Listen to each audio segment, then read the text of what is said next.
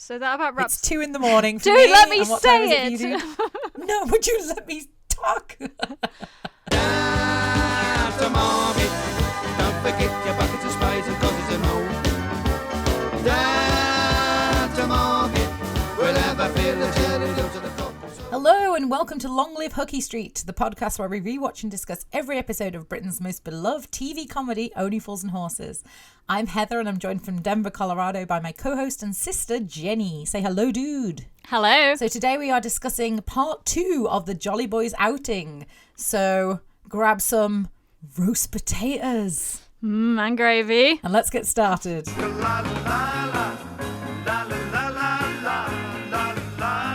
So we're coming back in right after the montage scene and it fades into the scene on the jetty. So this is a nice long shot again starting. We actually see Rodney and Del walking down towards the end of the jetty. We'll start here with another quote from Adrian Pegg from Lovely Jubbly regarding this scene. One thing that caused a lot of grief when we were shooting this scene on the harbour wall with Del and Rodney is that you could see the theme park in the background, especially the big wheel. And Tony Dow wanted it to be going round. The problem was that the time they filmed this, the theme park was closed. And it was closed, and this had not been thought of in advance. So one of the team had to go back to the park and try to get the ride going. They were out of the walkie-talkie range that they usually use, so they had no mobile phones. So this was very difficult to coordinate. Like, someone over there was trying to get the wheel going while they were filming this shot of Del and Rodney in front of the wheel. So I think that's hilarious because I can't imagine how hard it must have been to have no phones and no walkie-talkies. And they were like sitting there and they're like, it's going, shoot. That's the only thing I can imagine happening. So anyway, this scene for me is always a great come down moment. And it's exactly the kind of vibes that you feel after you've had a really great day out. Yes, you know, having loads of fun. It reminded me of how we used to feel when we came back after being at the theme park for the day. When like you're winding down after a great summer's day. Yeah, so you're serene and peaceful, but then you're also feeling like still the buzz of the excitement of the day that you've had. So yeah. And this scene in particular is really nice because it's shot by the ocean and you can hear the seagulls. So I feel like we really need these moments building up towards the end of the episode now where it's just Del and Rodney to get like the honesty and the vulnerability kind of storylines going here a little bit, because after he is married to Cassandra, there's definitely a sense of separation between them now. And you don't really know where this is going at this point. Rodney's married. He's not living with Del anymore. It's a far step from the original characters of the two of them being together all the time and living together and trading. So yeah, absolutely. I feel like this scene is kind of reestablishing a few things. And Del has been managing Trotters independent traders kind of on his own without Rodney. So it seems a little bit in this scene like Rodney's talking about Del's success as separate from his own for the first time, in my opinion. Yeah. Incredibly well written, I wrote. So it says here in the script that it's 6 p.m. and Rodney confirms that when he says the coach leaves in an hour and they're both very tired. Now, Rodney says here that Del drank 14 pina coladas. And you can buy us 14 pina coladas. That's so funny, that's exactly what I wrote. I think I would actually be dead if I drank 14 pina coladas. And I think you'd be broke if you bought us 14 pina coladas. Yeah. Back in those days, pina coladas probably weren't very much money. I can't believe Del drank 14 pina coladas. Yeah. And then he went on the roller coaster. Well, I mean, like with any cocktail as well, some people give measures like Mike. So maybe they weren't that strong. Yeah. So it gets kind of serious quite quickly. Del says pretty quickly that he went down the cemetery the other day to put flowers on their mum's grave. And I think that's a sign that he wants to have more of a serious chat with Rodney. It's their biggest connection. And he's not angry at Rodney at all when Rodney says he hasn't been down there lately, which I think is, again, very different to the old Del of like series 2 and stuff, where he's sort of snappy with Rodney at the graveside. Yeah. This gives them a chance to talk a little bit about the marriage, and Del says that Cassandra is like Joan. He means it as a compliment. We see that Rodney doesn't necessarily take it as a compliment. Yeah, I wrote that as 2. I was like, why does he find that offensive? Is he saying that he doesn't think his mom was good? No, I just think Cassandra and Joan are very different. They are, but it looks like he's like, oh no, it doesn't remind you of mom, does she? Like, ugh, mom. Well, I'm guessing that he, obviously, because we find out that Del's talking about Cassandra's ambition more than anything else. So Rodney says, Cassandra's very ambitious. That's good, isn't it? I think it's in the way of her career. No doubt about that. You must be well pleased. So this is just the beginning of this conversation, because for most viewers, at least, we know Del goes on later in the episode to give Rodney a lot more advice on this subject when they get to the Mardi Gras. But for now, he kind of turns the conversation to his own indulgences and how much he himself has personally achieved. And we get a nice mention here of Jumbo Mills, and a discussion of he and Del's first business as youngsters. This reminds me of the time that me and Jumbo Mills set up a seafood stall outside the Nag's Head. Eels on Wheels, we called it. Who's going to build empires, you know? You know, every pub in London was going to have a seafood stall outside called Eels on Wheels. You know what I said to him the night that we came up with the scheme? This time next year we'll be millionaires. I said, this time next year we'll be millionaires. And we could have been, Rodney. So Del goes on here to blame TV humanizing fish as the reason that the business failed, and this is where he mentions Michael Fish. But the end joke here is that they actually got shut down by the health inspector, which I can only imagine how many violations Del and Jumbo would have had. Definitely not going to be a legit business, but I think there's quite a lot of like beginnings of Del and Jumbo's business relationship in Rock and Chips. It's a real shame that you know, no more of that was ever been able to be made because John Sullivan passed away, because I do think that they would have addressed all of this and there would have been so much more history built. Yeah. But yeah, when he gets to the end of the story, Del actually seems genuinely upset here. And Rodney, who is now being the encouraging one, this is the first time we see that separation where Del is talking about his own success and Rodney's saying, you will be successful, to Del, not just himself. Yeah. Like, he's not talking about them together, so. You will, Del. You will. Never stop believing, eh, bruv? Never stop believing. So at the very end here, Rodney says, come on, Andy, let's go home. And Del does like a puppet-like action with his hands. Can anyone explain this? Why does he call him Andy? And what does the puppet action mean? It's not in the script. All I can think of is his joke with Raquel, like a puppet on a string. But why has that got anything to do with Andy? It hasn't. That's the only time I can think of Del mentioning a puppet. That's the only reason my mind goes there. No, so this is not mentioned in the script. He does say, come on, Andy, in the script. Yeah.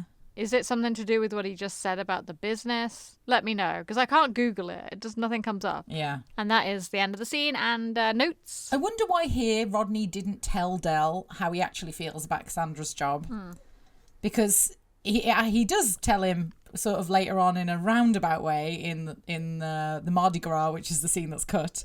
So most people wouldn't get to see it anyway. But yeah, I wonder here, because they're having a right little heart-to-heart, why this wouldn't have been a perfect opportunity for Rodney to go, I'm starting to feel a bit overshadowed, like, by Cassandra, and I feel like I don't belong or I'm not good enough. Like, that seems like something that would have come up here, but anyway, it's fine.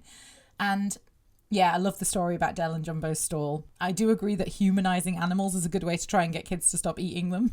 I think that actually does work, even though that wasn't the reason that Del got shut down. And here I put at the end of the scene, we can see that Del is carrying around a lot of regret. I think this is the first time that we really sort of see that part of Del's character, because obviously there's sort of a bittersweetness in Little Problems where Rodney gets married and he goes off, but I don't feel like Del regrets his decision to choose Rodney over all them birds that he's been with. I think he thinks he did the right thing and he's proud. Obviously it's a little bit bittersweet, like I said, but here I feel like he does have a lot of regret that he wasn't able to make it in business. And I'm also surprised he didn't bring up what happened in Who Wants to Be a Millionaire here, because that would have also been something that would be very relevant to bring up. Yeah, and like you said, back when we filmed Who Wants to Be a Millionaire, we didn't film it. I mean, when we recorded our podcast about it, you said that, like, when he brings this up, it's funny, he brings up Jumbo, but he doesn't bring up the most recent encounter with Jumbo, which is where Del actually had a chance for success and Rodney stopped him. So, yes. Yeah. But I think it's an interesting choice, but I think, again, they wanted to keep this all on a positive note. You can't really have Rodney bringing that up because Del actually probably was carrying quite a lot of anger and resentment towards Rodney about that, and he's pushed it down. So we're in a new era now, Series 6. Rodney's drug charge has not been brought up, right, since the beginning of Series 6? No, I don't Am think I right so. in saying that? Because I think they kind of left that behind at the beginning of Series 6, and I'm sure it comes up again. But for now, since Rodney met Cassandra, they haven't gone down that route. And I think it would be like reopening a wound a little bit. I've seen wounds dress better than you. It is natural there are some things that you wouldn't want to keep bringing up from your past, absolutely. Negative things anyway that sort of hold you back. In real life, you leave things in the past, you know, you have to, otherwise you'd be arguing about a lot of things. I mean, we know this. Yeah. There's probably lots of shit we could bring up to each other if we wanted to, but we won't because we want to have a good relationship and it's all in the past. So, all right, let's move along. So now we're moving into the coach explosion scene, which is actually spoilers. Yeah. So on the subject of spoilers, this again was another issue that they had because they didn't want it to leak out to the press. So they want to have these episodes aired on the day and they want people to be surprised at what happens. And when you're filming a show this popular now, you're going to have an issue where you have people see things being filmed and leak it. Yes. Yeah, so we're going to get onto that in a little bit, but that was definitely a big consideration with the scene because they did not want this to get ruined. So I started here by saying another near miss. Cassandra saves everybody's life again. Because if Rodney had not had to call her to check into headquarters, they might have been on the motorway when this happened and they would all be dead. Yeah. So thank God for Cassandra being an old shrill wife. So she stopped them getting a radio in the car. She stopped them getting blown up by the blow-up dolls in Danger UXD. And now she stopped the whole coach from getting blown up because she insisted Rodney check into headquarters. So Rodney is checking into headquarters in a little old phone booth. And we see Del and Harry waiting outside. Rodney is in the phone booth dialing, and it looks like everyone else is just on the coach waiting to leave. And we see the beginnings of their conversations, and then they get interwoven back and forth. So it cuts back and forth between the phone call, the coach, and Del and Harry. Mm-hmm. So Cassandra seems happy at first when she answers the phone, but this seems like a manipulative happy. And we find out later that she is mad, but she's pretending she's not. And it says in the script that she is leading him into a trap. So there's a brief shot now of Denzel waiting behind the wheel, smelling the smoke coming from the radio. So we're getting the beginnings of the story. Back to Del and Harry, and the story is coming together. Harry says he didn't even drink earlier today, and he felt strange, as if he were overcome by fumes, as you mentioned before. So these same fumes that we just saw choking Denzel. And as if on cue, Denzel comes frantically out the coach calling for Del, and Del goes to see what's up. So back to Rodney and Cassandra. During their chit-chat, Cassandra reveals that the Kent Police Constabulary called to confirm that he lived at this address. And back on the coach, Del is taking a look at the radio, and he calls Mike and Boise down to take a look. Before we cut back to the conversation, Rodney is trying to explain here to Cassandra what happened, but Cassandra's already really angry at Del now, and she's not letting Rodney off the hook. And actually, Rodney's trying to defend Del. So maybe we're getting a little insight into what their marriage problems could be. Maybe this has happened a few times. Cassandra's like, don't hang out with Del. Del got you in trouble, and Rodney's like, oh, well, I'm of course, here Del. she brings up like the unlucky winner is, of course, as well, which is brought up multiple times by her and Rodney in the subsequent episodes. Yeah, I haven't got to that bit yet. So back on the coach, the panic actually starts to begin. Mike tells Del to switch off the radio, and then there's a little sparky explosion. Wait, look, Ben, we got to do something about this. Someone get some water. Good idea. Water, we need loads of water. And his coach fitted with a fire distinguisher. Abandon shit. Come on, get off there. So now everybody's spilling off the coach, and we cut back to Rodney and Cassandra, and this is where Cassandra brings up the Mallorca incident. And it's nice here that Rodney actually appears to have forgiven Del and is defending him. This is not something we saw a couple episodes ago. Rodney was really mad, but he's actually sticking up for Del. And, you know, we know this is setting up the big moment at the end of the scene, but it's nice to know that it seems like Rodney is leaning more towards Del than he is towards Cassandra, which is obviously going to be a problem in a marriage. Look, I agree that Del gets a bit out of hand, but I think it's unfair to say that everything he touches goes wrong.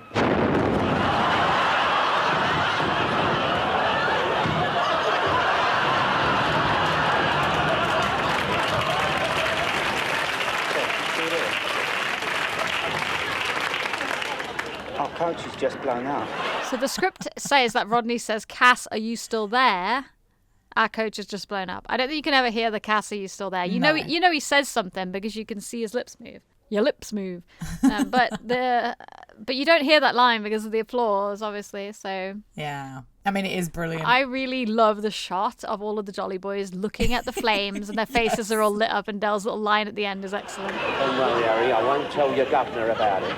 I do think they're all standing a little bit too close to be at a safe distance from the coach that just exploded. Like, surely a lot of the debris would have like come over and hit them, given how close Well, they're they're standing. not, are they? Because this is an actual real explosion and they were standing at a safe distance. But That's what I'm saying. Like, it's quite amazing they were able to control that so well.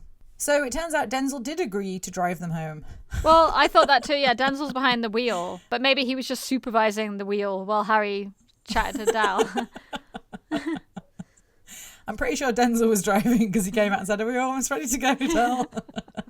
So I guess Denzel had such a great day that he was in a better mood and he was like, "Oh, I'll drive us home." Again, Rodney holding up the entire coach. Twice in one day. It's not just twice, he does it the next day as well when he leaves. Oh, yeah, that's so true. Yeah, I mean, come on, Rodney. Like, you're not the star of this trip. I know, he really does. He probably is because he's Del's brother and Del organised the trip, so I guess it makes sense. We already addressed this, but why didn't the fumes affect Denzel the rest of the way to Margate? Why, yes, anyway, it doesn't matter. And I love that he says that he must have pressed the wrong button. Yeah. And that's what made it smoke. You press the wrong button and smoke comes out. And as you already mentioned, we can see here that Cassandra is already quite resentful towards Del. So again, her attitude towards Del has completely changed here from what we saw in like Chain Gang. Even sort of sickness and wealth, little problems, she seems to like Del and seems to be fine with him. It's only sort of now we see a year into their marriage that she's a bit sick of Del. She also had that kind of like, she didn't really address him at the dinner party and everything as well. So I think she doesn't seem to like Adele very much at this point. And yeah, I'd love to know what else happened to make that the case. I said, why isn't Rodney equally as angry as Cassandra when reminiscing about the unlucky winner is? But as you said, it's another sign of the problems in their marriage because Rodney's more on Del's side than he is on Cassandra's, which is never a good sign if you've only been married a year. And yeah, the coach explosion is comedy gold, and I said the same. I love the shot of them all standing together with that sort of like face, like this, like, oh shit. It's just like, well, what are you gonna do? Kind of face from Del. Yeah. It's brilliant. Yeah, love it. I don't know why. Yeah, like Del is got his arm around Harry, and like he says, I won't tell your governor about this, Harry. As if Harry is responsible for any of this. Like, he is not. He's not his fault that he got drunk on the fumes. The coach blows up and Del's acting as if he's like, oh no, Harry, look what's happened to your coach. Well, maybe Harry convinced the guy who owns the coach to put the radio in. Then it would be Harry's fault. Yeah, that's another thing that obviously now you can't rent a coach and install your own electronics into it. But then Del, he sells to lots of people. Maybe he did sell the radio to Harry's governor because he's mates with him, and he was like, oh, I've got these radios, you should put them in your coaches. And he's like, oh, yeah, great. Well, yeah, so this is a running joke, isn't it, with the whole of the Only Fools and Horses concept, and it comes back maybe in an even bigger way in later episodes like Fatal Extraction. You see, like, everyone around them has the video recorders, everyone. And then everyone in the state has the ski gear. So it's like everybody that is in anywhere near Del ends up with Del's junk. So it's like, yes, it makes total sense that whoever organised the trip, whoever rented the coach, ended up with a radio from Del because crap. Totally makes sense. Maybe not the Kylie Minogue LP though. No, I don't know why Del had the Kylie. Not that level of crap. Yeah, we should have mentioned that the fact that Del had Kylie Minogue LPs for sale is kind of a joke because he only sells crap. So yeah. Anyway, I have a bunch of notes here from the books and stuff. So a quote from John Sullivan from the lovely Jubbly book says that the idea for the exploding coach came out of the blue. The original plan was for the coach to just break down because it was fitted with a dodgy Eastern European fan belt that Del had supplied. But one weekend, Tony Dow and his wife came over to our house, and after dinner, Tony and I sat down together and we had a few drinks. We were chatting about the script and what could happen to the coach, and suddenly Tony just said, let's just blow the flipping thing up. And I thought the idea was absolutely wonderful. And the next day I phoned the office and told him about a change of plan before Tony sobered up and changed his mind. So you can see that even though John Sullivan was the writer, there was a hell of a lot of influences and ideas from people close to him, and that's what makes the show so great. Oh yeah, I mean, you mentioned that multiple times about David Jason adding some little things in and Nick Lyndhurst adding some things in, and John Sullivan let them. He wasn't precious about his work, which is, I think, really important. Yeah, and he also was very just, he enjoyed the collaboration of it all. It wasn't like he was like, oh, I'm the artist, like, leave me alone. Yeah, that's what I mean. A lot of writers, a lot of artists are very, very sort of rigid about you changing their work. So it's great that he wasn't like that. Yeah, exactly. So a little note here about Gwyneth Strong's side of the conversation. This was actually shot in a hotel in Ramsgate, and they just sectioned off a part of one of the rooms and dressed it to be like the flat because... Yeah, you can kind of tell this is not in the flat because they really worked hard to not show any of the background in these shots. Yeah, and they did that because it was easier to edit it this way before the audience screening. Because if they had said, okay, while we're shooting in the studio, we'll just film Cassandra's side of the conversation, it would have been very difficult to do. Because you can't, filming one side of the conversation on a studio set would have been difficult. So that's why it was done this way. Regarding the actual explosion itself, John Sullivan loved the moment, and he thinks the timing and the delivery from Nick Lyndhurst was perfect, and the reaction was perfect. Yeah. There are quite a lot of notes about this explosion in the official Inside Story book by Steve Clark. Regarding the actual logistics of the shot. So apparently, normally a coach like this being rented for a BBC production would be hired from a specialist hire company. But no company wanted their coach blown up. It might surprise you to know, yeah. I mean, I don't know whether there's a can I blow it up option when you're renting from a production company. But... I am surprised that none of them were willing to do it for Only Fools and Horses, though, because Only Fools and Horses was so huge at this time. Yeah, but it's still the 80s, and this is still an expensive thing to do. So the production team actually went ahead and purchased this coach for the Del Boy knockdown price of £2,000. But the coach still had to be safe and pass its MOT because they had to use it to film all the travelling shots before they blew it up. Yeah, cool. So they didn't just purchase an old broken down coach. They actually bought a coach that was usable and then they blew it up. So it's quite interesting. Yeah. The explosion can be credited to a BBC visual effects team who created the shot by placing tanks containing hundreds of gallons of petrol all the way along the luggage compartments of the coach. And it was shot from 3 different angles and was watched by all the cast and crew back at a safe distance. Of course, that might be the shot they used where they were actually all watching the explosion. I'm guessing so. Yeah. So the firefighters from the Kent Fire Brigade were on site in case anything went wrong. But they also kept extinguishing the flames quickly so the shot could be done over and over because they wanted to get multiple explosions, so they had plenty to work with. Yeah. Gareth Gwenlyn said, "We knew that we could do the explosion 2 or 3 times if the flames were put out quickly." So he says if you look carefully on the tape, you can see there are about 6 different shots of the explosion and they were all put together very quickly. I think it looks like you just see it from 3 different angles, but yes, it could have actually not been the same explosion over and over that you're seeing because they did the explosion multiple times. Yeah, you can see different parts of the coach blowing off in different shots, so that does make sense. Yeah, so just regarding that secrecy thing we were talking about at the beginning of the scene, it says here in the book, there was great concern during the filming that the press would get hold of it and print spoilers. I literally mean print spoilers. These are the old kind of spoilers that appeared in actual newspapers and not on the internet because there was no the internet. Oh, a greater time. Still got spoilers in this day and age, but they were actually printed in the newspaper. So a quote from Adrian Pegg: "On the day we shot the coach explosion in Margate, Gareth Gwenlyn was convinced that the press would be watching and would spoil the Christmas episode by revealing what we were doing. I remember arranging all the proper coaches in a circle to hide the filming from the houses overlooking us, just in case there were any photographers hidden in there." So it's worth noting here that the timestamp on the episode as we end this scene is only 41 minutes and 3 seconds. So we are not actually even halfway through the episode yet. Yeah, that makes sense. So the scene cuts from the shot of the exploding coach straight into a shot in the darkness of all the Jolly Boys walking down the streets of Margate.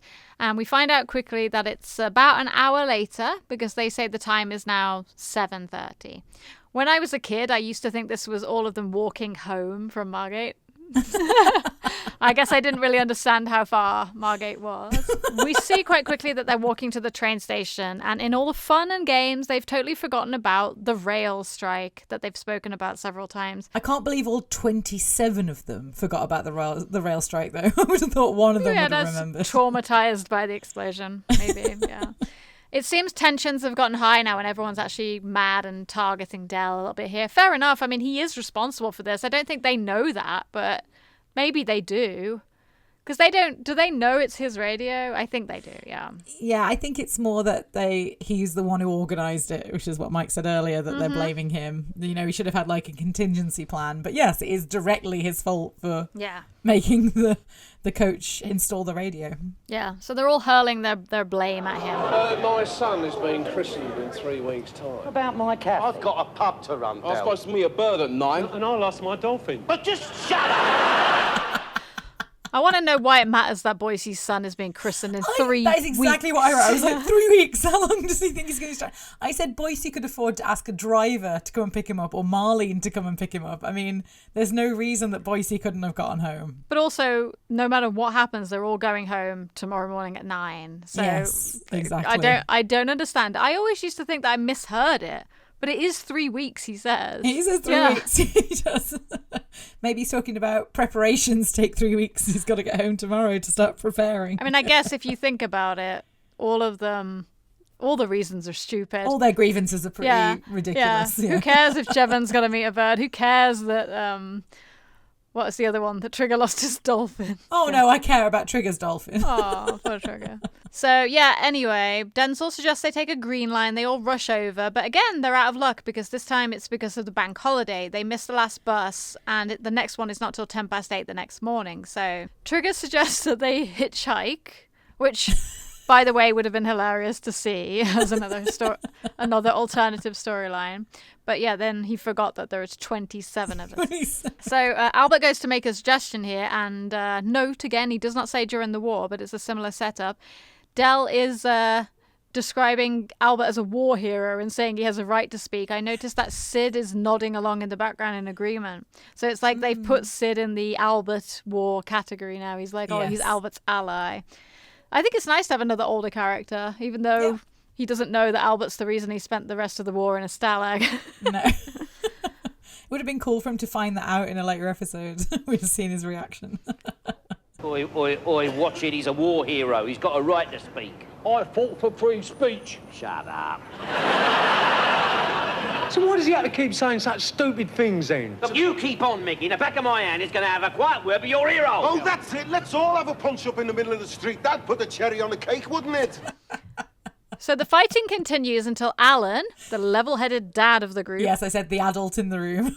Yes, he tries to sum everything up clearly and summarises that they will have to spend the night in Margate. But again, the fact that it's a bank holiday is a cause for worry. We book into a hotel, bed and breakfast, only for one night. You seem to be forgetting something.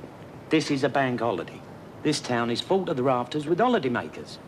Where are we going to find a room? Well, there's bound to be a couple of them still vacant. Yes, but there's 27 of us. Me and Mickey are going to take a little walk on the seafront. Yeah, well, we feel like, stretching our legs. I quite fancy taking the night air. How about you, Michael? So the scene wraps up with everybody hilariously dispersing off with their own plan to go and snag the last couple of free hotel rooms, if there are any. Yeah. Trigger is left alone and confused. Aww. One by one, he steps forward to follow each group, but he goes back.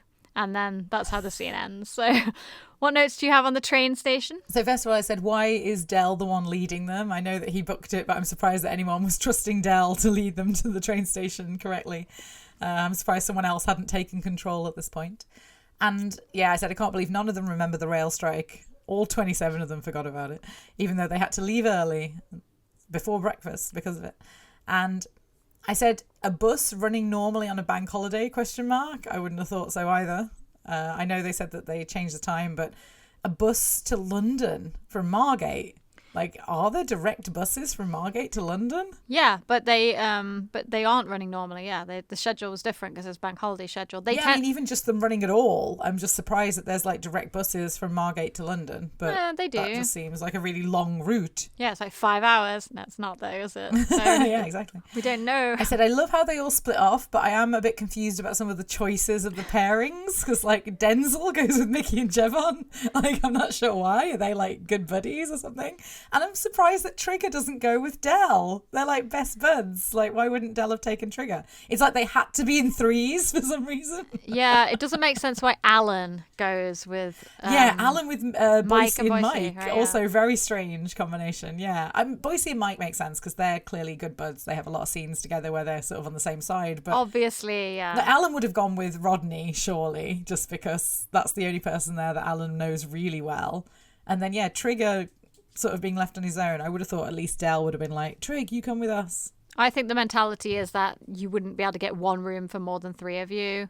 So it sounds a little bit like they maybe 3'd off to be able to get one room. Yeah. This is the other thing, actually. Three is a really awkward number, not just a funny one. It's an awkward number because, like, usually rooms are doubles or singles. So, like, having 3 people, I know this from my recent booking. I'm going on holiday soon with my 2 friends, and trying to find hotel rooms that accommodate 3 adults has been quite difficult. It's usually like 2 adults and a kid.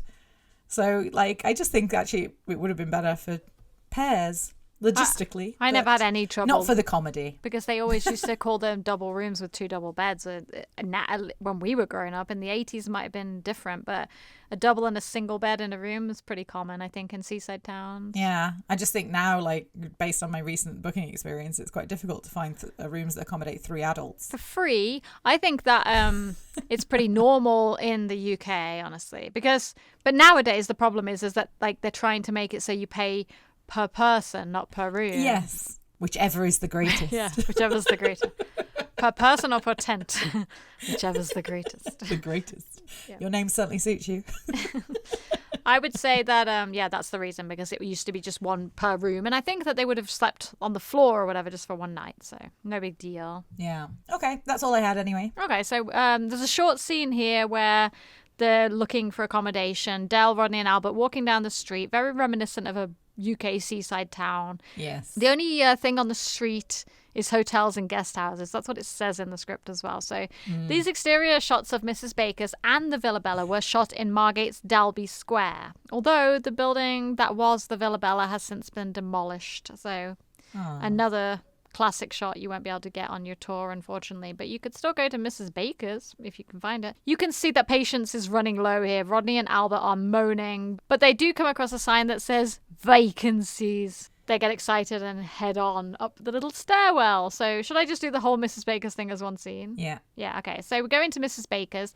And I always felt that Mrs. Baker's place felt really nice and warm and cozy. That's a deliberate choice. It says it in the script. It's set up deliberately to juxtapose the Villa Bella. So it's supposed to be the perfect place to stay. Beautiful, bright, cozy. Perfect with a cat. Yeah, and it says in the script a fully white, fluffy cat. I don't know where they got this cat from, but this cat is perfectly cast.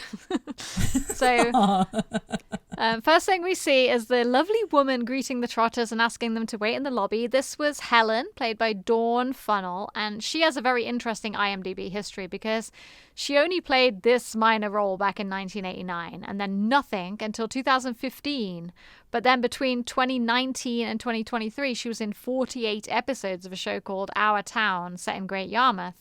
So let us know if you've seen her in recent years and you recognized Helen from the Jolly Boys Outing, because I'm guessing she looks pretty different. But So Helen pops off to get Mrs. Baker and the Trotters start to get excited. Smell that, Rodney? Can you smell that? That's roast potatoes, isn't it? Yeah, and gravy. And steak and kidney pie, unless I'm mistaken. We've fallen on our feet here, haven't we? Yeah, and I am starving. I know, so am I. Ain't he a beautiful cat, eh? And he likes me. Yeah. They're probably in love with that beard. So now we see Mrs. Baker come out. She was played by Catherine Page, and she has many acting credits all the way back to 1936. Whoa. Yeah. So she was in things like Dr. Finlay's Casebook. She was actually in Dixon of Dock Green, not Dixon of Kuala Lumpur. And she died at the age of 95 in 2003. Wow, long life. It's a good age, isn't it? Worked for her. She died. So she comes along to let them know that she doesn't actually have any vacancies and that silly Helen left the sign up in the window by mistake. So the poor Trotters are actually quite desperate now. And they ask if they can just sleep in the living room or on the landing or in the airing cupboard or anything. But Mrs. Baker says no. And they ask her advice on where they might be able to stay. And it's actually a rather weird kind of ominous suggestion that leads them to the Villa Bella. It's a bank holiday weekend, you see, and this rail strike doesn't make things any better. You could try... Maybe not. No, please, where? Well, you could try Mrs. Creswell's. She's at the Villa Bella, just across the square. She's always got vacancies. Oh, right, well... Thank you, we'll go and knock her up then. Yes, thanks very much. So they go to leave, and just as they do, they hear a very familiar burst of laughter that leads them into the dining room. Look who's here. It's the Coachbusters. So super unlucky for the Trotters here, because Mickey, Javon and Denzel have beaten them to the nicest little guest house in town, and they love it there. Not wanting to lose face, Rodney does one of his classic kid bits. Yeah, well, we don't care, because we got somewhere even better to go. Yeah, that's right, yeah. Yeah. You're not going to the Villa Bella, are you? No, we're not. No, we're going down a... It's a secret. So these guys are really rubbing it in here at the end. So Del tries to get a little bit of revenge by bringing up Denzel's disease. Yeah, Mrs. Baker, would you make sure that he takes his tablets? Only the doctors down at the clinic for iffy diseases did say it wasn't contagious. Well, I mean, at least they said they hope it wasn't. Bon appetit. Gits. The clinic for iffy diseases. I know. The clinic for iffy diseases is so funny. Imagine if there was a place called the clinic for iffy diseases. If you actually look at the faces of all the guests in the background, they're all looking over as well. And Mrs. Baker looks pretty horrified by the fact that Denzel has an iffy disease. Yeah, true. I wonder what happened after they left, because, she looks like she's about to say something as the Trotters are leaving. And sort of steps back looking at Denzel. I also love the way right here at the end that Del steals the roast potato off Mickey's fork. And he's going, as he's leaving as well, because it burnt his mouth. But the only thing I don't like about the scene is when Albert scares the cat away at the end. I know. Good chat. Any other notes on those two quick scenes? So first of all, I said, couldn't they have at least had some dinner there? Because, surely they could have accommodated them in that way. I know they couldn't let them sleep there, but just something to eat, because they must have been starving by that point. And I wonder why they decided to go into the dining room when they heard that Denzel, Javon and Mickey were there, because I would have thought they'd have been like, oh God, let's just leave. We don't want to deal with this. Because, of course, it was just going to be them bragging that they got it. Obviously, the Coachbusters line is amazing.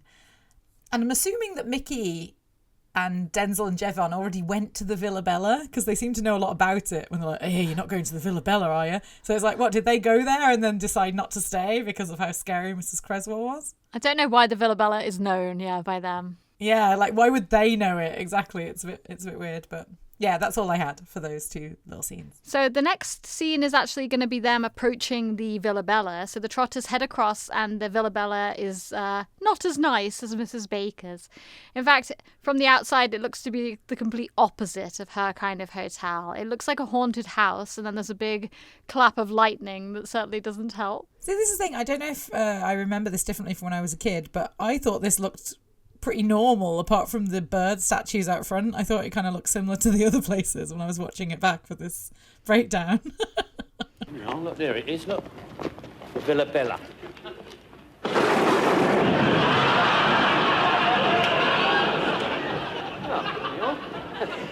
Don't look too bad.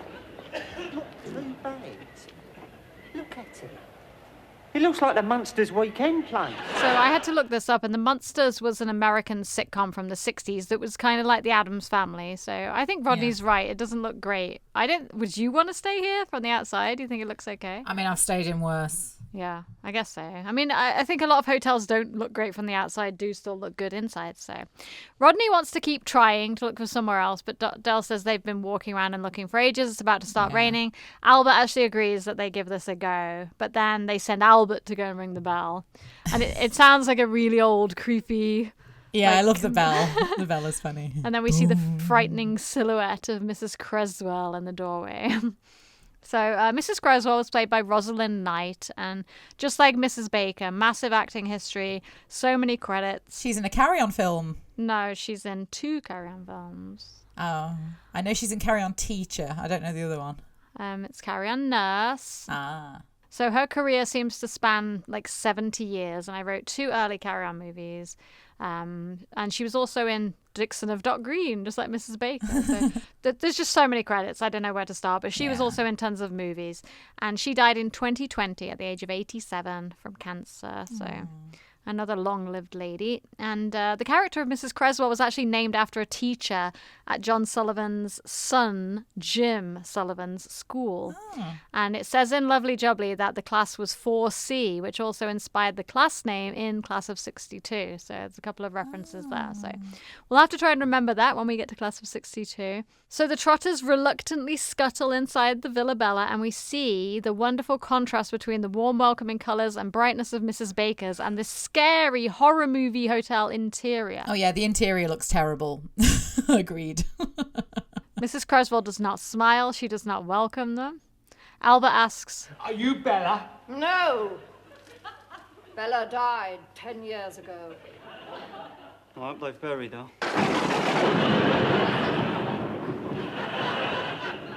It's cold, isn't it? That's the weather. Well, is it? I don't know. I'm a stranger around here. So Mrs. Creswell tells them that she has a 3-bedded room vacant and it's £30 in advance and it includes breakfast. And they agree, and Dell goes ahead and pays her. So here we get Inga, and the script says that she's Irish but looks Bulgarian. What a weird thing to say. So Inga was played by Bridget Erin Bates, and she also has a fair number of acting credits on IMDb. No idea if she's actually Irish, though. She just does this wonderful small part here. Did you ever come on? Yeah, she's like the angriest and most put upon employee, snapping at everyone, including the customers. Mm. So, yeah, here is where there is actually another deleted scene. According to the official Inside Storybook by Steve Clark, we mentioned this before, all the way back in Friday the 14th. But again, the same actor, Michael Bilton, that played the yokel in the Friday the 14th, played a guest at the Villa Bella, and his scene was cut again. Oh, man, so unlucky. And there was another actress, I guess, in the scene, but I have no idea who it was. The characters' names are Arthur and Betty, and they are guests at the Villa Bella. So this is not a very long scene. Do you want to just act it out in honor of Michael Bilton? Sure. For you, Michael Bilton. I will be Dell and you be Arthur and Betty. Okay. So it says in the book, this scene comes from the Jolly Boys outing and was recorded but cut from the final episode due to lack of time. It follows the scene where the Trotters find a room at the Villa Bella. Arthur and Betty were played by, okay, I do have the actress's name, Michael Bilton and Fanny Carby. So it says, the Trotters follow Inga upstairs. Mrs. Creswell follows them. Dell looks into the Semprini room at a sad-faced couple, Arthur and Betty, from Oop North. Oh, God, here we go. Okay. My northern accent. Here we go.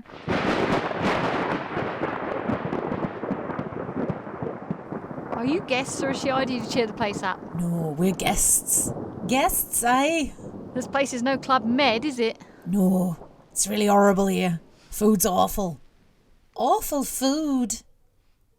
And not much of it either. No, she only allows you one jacket potato a day. Well, you never know. She might give you an extra lump of custard with your afters. Well, she hasn't previous years. No, aye. Well, stay lucky. Dell ascends the stairs, and that's it. I think I was partly Irish, partly Southern, and partly Northern there. Well, you represented all the different tourist groups. Yes, that's what I was going for. Diversity. There we go. So, yeah, actually this was supposed to happen, the scene was supposed to happen after Inga comes out and angrily tells them to go upstairs. But yeah, so Mrs. Creswell snatches the money from Dell and leaves him to sign the book, and he can't get the pen to reach the book. And that's the end of the scene. So these people have stayed at the Villa Bella multiple years. Why? Yeah, but that's like Fawlty Towers, isn't it? There's like quite a lot of like hints that people come back year after year, even though they hate it. So that's so funny you mentioned that. I put in my notes, I wish they'd asked John Cleese to come back and had a crossover with Fawlty Towers here. Yeah, it's true. But they needed it to be like a depressing, weird hotel. I mean, Fawlty Towers is at least quite lively. Yeah, true. Oh yeah, one other important note to add in here at the end of the scene is that Mrs. Creswell tells them very clearly here that the front door gets locked at 11 p.m. and doesn't reopen until 9 a.m., which to me seems insane. That is insane. I need to know from people in the day, was this normal because you were like held prisoner in your hotel till 9 a.m.?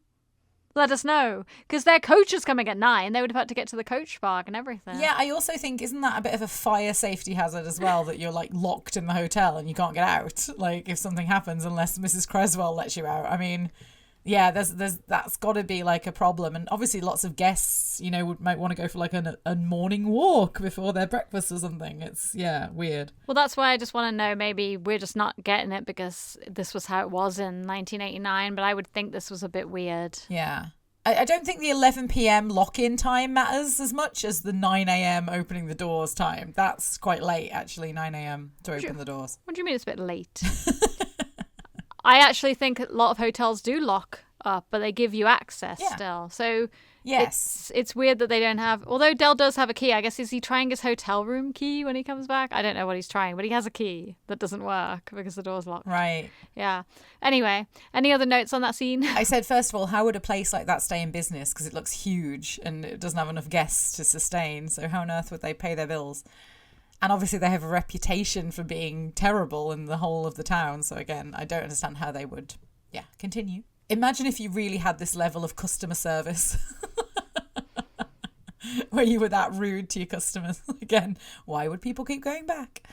The dinner looks really terrible as well. Like, it's like little on the plate, like compared to the previous scene's dinner. It's just really funny the way that they show that, as well as like everything is just terrible at the Villa Bella. I love that the guest book is not like able to be written in. That's quite funny the way they set that up so no one can complain. But yeah, that's all I had for that scene. Okay, so we move into in the bedroom in the Villa Bella, and the scene begins with a half-lit kind of room where we see that the Trotters are in bed, and we hear the dialogue. Move over a bit. You've got most of the beds. You're pulling the covers off me. Leave it out, you two. Don't carry on like this all night. Tell him to stop pulling the covers off me. Rodney, stop pulling the covers off, Albert. Well, tell him to get over to his own side of the beds. Albert, will you get over your own side? Well, this is like spending a long weekend with Zippy and Bungle. So there's a reference you'll know without me needing to explain it. Rainbow. Yeah, it's Rainbow. So now we get a great line from Dal. God knows what Cassandra would say if she was here. She may probably say, Roddy, what's your uncle doing in bed with us? So Rodney is upset, I guess, because he misses Cassandra and they've not spent a night apart in an entire year. Albert is definitely angry, and I think their bickering here is kind of reminiscent of an early Series 4 and Series 4 and 5 episodes where they argue a lot. Yeah. Because there is a great deal of difference between sleeping with Cassandra and kipping with you. Like what? All right. Like she smells nice. Like she wears things. Woe back, woe back. And like she hasn't got a dopey white beard that keeps tickling me. I said, how can Albert's beard tickle Rodney from that position? Well, it probably sheds into the bed, right? Maybe. So there's an angry knock and Del puts his light on. He lets us know that it's only 10:15, so we get another time reference here. He suggests they go down the Mardi Gras, and this sparks a conversation where we find out that Rodney has had to promise Cassandra that he wouldn't go out. Not sure why. So Albert and Del work in league here to get Rodney to start having suspicions that Cassandra might go out without him. So cheat on him. I know. As well. So I wrote, clearly a very healthy marriage here, being spurred on by Del and Albert. So they start planting seeds that Cassandra might go on the razzle, or that she might invite Stephen and Joanne round to the flat. Then Rodney suddenly realises that Joanne is out of town too, so he sits up suddenly in bed. If that Stephen's been round my flat, I'll kill him. Oh, what put that idea in your head? I don't know, it's just something's been bugging me. Well, what do you want to do? You want to, pop out for a drink and sort of talk about it? Hmm? Might make you feel better, Rodney. Yeah, well, I suppose I could manage it. This is a conspiracy, isn't it? You two are in league with each other, ain't you? You just want me to come to the nightclub with you, and you want the bed to yourself. Well, it ain't gonna work. I promised Cassandra I would not go out, and I'm not going out, all right? All right, keep your hair on. Oh, we was only geeing you up, we didn't mean any harm. All right. Well, let's just shut up about it and get some sleep. They all turn out the lights and try to sleep again, and Albert works his magic with another war story. Cold. You bits of kid don't know the meaning of the word. You should have been with me on the Russian convoys. One night it was so cold the flame on my lighter froze. Come on then, just one quick light ale. That's the end of the scene. Do you have any notes? I love that Rodney and Albert are the ones that have to share a bed. Del always gets his way, gets the special privilege. It would make a lot more sense for Albert to have the single and Rodney and Del to share the bed, but no. And how did Del think that they could get ready, go down the Mardi Gras and get back before 11 p.m? It's like he forgot the time, I think. Yeah, but again, you think Rodney would have reminded him because Rodney's the responsible one. I also put, why would Cassandra ask Rodney not to go out when he's already out on the Jolly Boys outing? Yeah, I think going out at night, maybe she thought he would go and spend the night with a woman. I don't know. Great trust, yeah. Yeah, great trust. I said it's kind of Del and Albert's fault that Rodney ends up punching Stephen, but we'll talk more about that later. And I'm surprised that Del wouldn't just go on his own if he wanted to get a drink. I mean, Del hasn't been shy about going for curries on his own, going down the Nag's Head on his own. I think Del would have just gone, I would have thought. But yeah, I guess they have to have Rodney go with him for the scene to work. And those blankets that they're sleeping under remind me of the ones that our Nan used to have. We used to sleep under at our Nan's house. I guess they're like old people blankets. And yeah, that's all I have for that scene. Yeah, I forgot to mention that Albert seems to have like all the pillows as well, and Rodney's like got no pillows. I always thought that was funny when I was a kid. I was like, Rodney had to give up his pillows for Albert. I bet those beds were not very comfortable. No, I mean, I guess you would expect this hotel room's going to be pretty drab. It's the Villa Bella, but at least they had a roof over their head, and they could have made it work for one night. But unfortunately, that's never the way with the Trotters. It's never simple. No. Okay, so now we are inside of the Mardi Gras. And the interior Mardi Gras scenes here were filmed at the Top Hat Club on Northfield Avenue in Ealing. So we start this scene with a big old famous cut. And this one is addressed in lovely Jubbly since it's so well known. It states here that it was cut for the home media releases due to musical clearances of this cover version of Billy Joel's Just the Way You Are. The singer's name is Lee Gibson. I think I am correct in saying that the cut version just starts with the magic show. So it starts with Trigger saying, "I've seen that bird somewhere before." Yeah, so it's in the cut version. From this version that we're watching, from 56 minutes and 47 seconds to 1 hour and 44 seconds. So it's pretty much 4 whole minutes here of the scene, which is about the length of a song, which totally makes sense. When we were kids, we had no idea why this was suddenly gone on our VHS. So again, we had the video recording from the TV. So the one that we had when we were kids had all of this in it. Yeah. It's a real genuine shame because when you only watch the cut version, you don't really understand why Boise, Mike and Trigger are in the club with them. No. They're just suddenly all there in the club like it was the Nag's Head, which makes very little sense. And it's like they've gone to watch Raquel. Yeah, it's almost like they've gone to go to see a magic show. You almost forget that why they're there or any of it. And honestly, a lot of the dialogue here between Del and Rodney is pretty important for the development of the characters, at least in my opinion, I think it is. So it's such a shame that we lose these scenes to this cut. So we're going to go over what happens here, but we will likely not be able to put in pretty much any of the dialogue for the same reason, because if we put it in, the audio copyright will flag it on YouTube. Yeah. There might be the odd thing that might be allowed. We're going to see. So there are some shots here first. Panning across the club, we see Rodney and Del at the table with a good view of the stage, and they are eating their aforementioned scampi supper.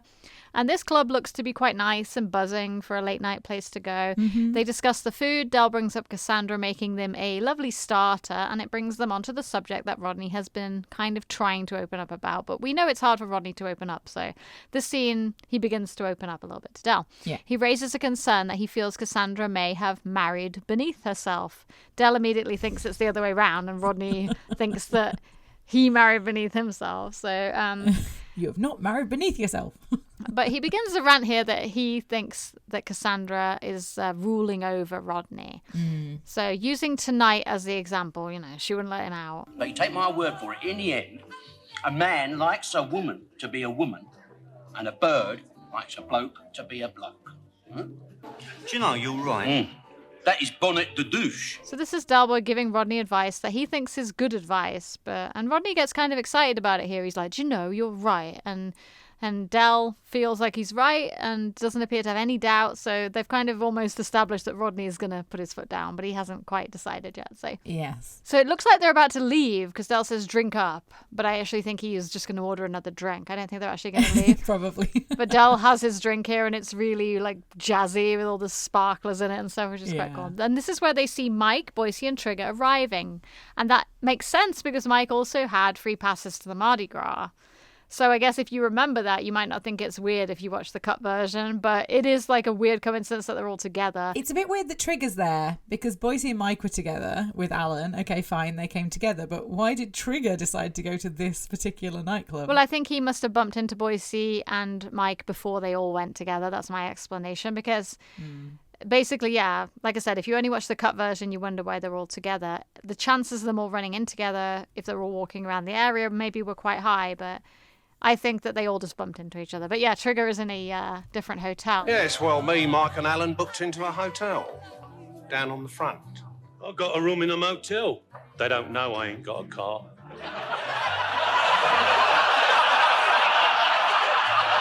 I'd keep quiet about that if I was you, Trigger. So I wrote here, phew, the song has ended, so we can put in whatever we want now. Rodney asks why Alan didn't join them, and Boise says that he's ill from eating too much. We're hearing in the background now the beginning of the magic act, and it says in the script that Eddie comes out onto the stage and makes a big introduction. So they decided not to do that. Maybe the actor wasn't around to film it, or maybe they thought if he says Raquel loudly like that, Del might be like, oh, Raquel, and then look at the stage. So True. This is where the scene begins for those of you who've only seen the cut version. So Trigger is actually the one that spots Raquel on the stage as the magician's assistant. And Del doesn't believe them until Boise says, It's Raquel, the strippogram. No, it is not. It is, Bill. You look at the board. The great Raymondo and Raquel. So now Del does this slow walk approaching the stage and we see a few magic tricks being performed with some doves. So on the subject of the return of Tessa Peake Jones, here is a quote from her. I was working on a different series in Norfolk when my agent called and said that I've got an odd request. Tony Dow would like to talk to you. I thought he was just calling to say hey and that it went really well and congratulations. But he said that the public's reaction has been very positive about this other woman for Del. And how do you feel if we were to put you in the series? So her first thoughts were it would be very demanding. And but as soon as she read John Sullivan's plans for the progression of the character of Raquel and her future with Del, she was won over and agreed to become a permanent cast member. So she maybe wouldn't have come back if it had been either a short-term thing or a disaster. She probably wouldn't have wanted to do it. She wanted to do it because she knew that it was Raquel becoming... They were going to have a family together and everything, yeah. And it was a nice progression for the character of Del. So the great Raimondo was played by Robin Driscoll, who was actually terrified of birds. And apparently the whole scene was tough to film because Tessa Peake Jones was also not super keen on birds. So they were advised on this scene by another magician, the great Sorprendo, who is actually the husband of Victoria Wood. Interesting link there. So Del starts going psst to Raquel instead of just waiting for the show to be over. I don't know, obviously. Yeah, that's what I thought. I was like, surely you just wait till it was finished and then you go and find her backstage. Like, that's the normal thing to do. Yeah, but I think I mentioned this in Dates. This is classic Raquel. She's not a very professional actress. She also abandoned her striptease in the middle when she got distracted by Del. So yeah. She ends up ruining the show again, I wrote. Raquel!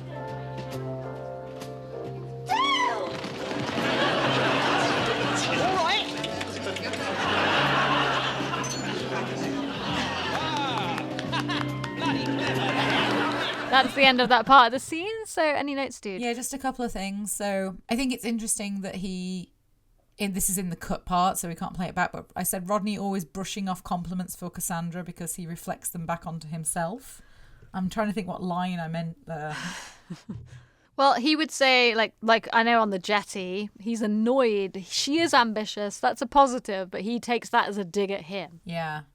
I love the part where Del insults the singer. Again, we can't play it, when he says, the singer will be on in a minute, and she stops singing and reacts to Del. It looks like everybody's very unprofessional here on the stage because no singer would stop in the middle of their act to give someone a death stare. And how on earth she heard Del say that, I don't know. Well, yeah, so she heard Del say that, but Raquel didn't hear Boise go, "It's Raquel, the strawberry." Yeah, exactly. It's so funny. I love that Trigger thinks you can only stay in a motel if you have a car. That's very funny as well. Yeah. And I think the audience, after the birds fly into the audience, I think they would react a bit more sort of dramatically than they do in this. They all kind of just sit there and watch the birds fly around. I think a lot of people, even if they're not afraid of birds, if birds are like flying at them, they get up and move out of the way and stuff. So yeah, the audience here doesn't seem to react very much at all, even to Del like clapping, and I think some of them would find it hilarious. I mean, if I was watching a show and something like this happens, I think I'd find it really funny. So yeah, I just thought that was a bit low-key for the reaction, but I suppose they did that to highlight Del. That's probably why. So yeah, that's all I had for that scene. Okay, so the next scene is really just supposed to be a bit later on after the show. So another little IMDb trivia snippet here, and I don't know the source of this, but it says that the drummer playing in the background here in the club during the scene, because the music's kind of gone to like generic music, is Alf Bigden, who played the drums on the original theme song of Only Fools and Horses that was used for Series 1. You know the one I mean. Da, da, da, da, da, da, I do. Da. Our first Series 1 song that we used for the podcast too. Yeah. Takes you back, doesn't it? It does. It was over a year ago. We recorded that now. Yeah. So Del and Raquel are now at the bar having an intimate conversation, and Raquel is telling Del that she just got back to England 6 months ago, and this would be following that tour that she went on in the Middle East that she left at the end of Dates. Now, I remember seeing this episode as a kid, and I never seen Dates at that time, so I didn't know that this actually happened in an episode, that Raquel left and that Del was unexpectedly arrested. Yeah. So he's basically apologizing, but she says, you know, you've already explained, that makes sense. So she doesn't seem angry. Neither of them seem angry or leftover anger. Del would have been mad at the end of Dates, but he was kind of forgiving her for being a stripper. Not that I think that that's a thing you need to be forgiven for. But still, we need to believe that they're both completely over their anger and any past upset, because we need to believe that they're starting a fresh slate here. So an unconditional love that's going to begin maybe a healthy start to this progression. So Raquel tells Del, there's been no one else. I mean, since we split up, I haven't, I've not been interested. No, not me. No, honest. Yeah, all right, I believe you. What about Petulia? Well, yeah, Del's lying. Raquel knows. It says that in the script, so Petulia. And the birds in Spain and the unlucky winner is. So Del asks her what she will do when this contract is up, and she says that she doesn't know where she'll go. Peckham's very nice this time of year. Is it? I know a lovely little flat you can stay at and all. Well, maybe I'll try Peckham then. So they look at each other longingly, and Del asks for Raquel's autograph, which is very important, I guess, because if he didn't get this, he wouldn't have her phone number in the next scene, which is pretty important. And he wouldn't have her address to go to the door either. Yeah. So otherwise, the next scene would not have worked, I wrote. They're about to kiss when the great Raimondo comes over. Raquel has told us already that he's a bit of a pig. His last assistant walked out. So when we see him come here, he's just fulfilling that. He's a jerk to her. She's also said just a minute ago that he frightens her, which is not cool. So she still says sorry to try to placate him, but he says, professionals are not distracted, love. You either get your act together or you find somewhere else. There's plenty more where you came from. We're on in 10 minutes. All right, Ray, I'm coming. Do you want me to whack him for you? Hey? Please. So Raquel says that she just wants to keep him sweet until the end of the contract, and it's nice of Del wanting to protect her. I know that he does it in an aggressive way, but I think it's nice that he cares. So at this point, they go to part ways, and he checks that she still has his address. I'm not sure from the audience's point of view if we really know what's going to happen here, but you can see that they both still have very strong feelings for each other. So I guess it is obvious that they're setting up that they're going to get back together once she's done with her contract. Yeah. You won't forget, will you? Oh, I'll never forget you, Del. And then we get the real kiss, which we never saw before, right? We never really saw Raquel and Del kiss in Dates, not properly, so... No, I don't think so. Del seems so happy at the end of the scene when it cuts back to him just looking off, like it's... And the next scene is him literally dancing in the street. So I think we get this real pure happiness here for Del at the end of the scene, which is really nice to see. Do you have any notes on that interaction? Yeah, just a couple of things. So Raquel mentions that she has a brother, but that never comes up again. Right. I just wondered why that was sort of written in, because obviously we do get some stuff with Raquel's family later on, and it just seems like that was maybe a bit of a missed opportunity to have another character come in there that could have caused some conflict or been interesting. And I think it's crazy, like Del is pretty much asking Raquel to move in with him here, which is pretty forward. I mean, considering, you know, they have been apart for a while and they've never lived together. But it's pretty in keeping with Del's character because, you know, he proposes at the drop of a hat. So, and imagine if you did actually have to write an address and telephone number and an autograph. Yeah. We'd know where the entire Lord of the Rings cast lived. I know. I actually thought because of this episode that was an autograph when I was a kid. And I was like, wow, so you have to put your phone number. And you must have been so disappointed when we went to the conventions and didn't have the address and phone number of all the actors. Yeah, it would take ages as well to sign everything if you had to write that. Oh, God. So true. Just to play devil's advocate here, the great Raimondo actually had a point here, having a go at Raquel for being unprofessional in this situation. If I was him, this is my act, and I've hired her to come into it. What she did could have got him fired from that club that night. So actually, him being angry with her, I think is perfectly reasonable, actually. And, you know, obviously he's not a nice guy that she's established, but I don't think what he said here is particularly out of order considering what she did. Raquel and Del actually we never saw Raquel go to Del's place.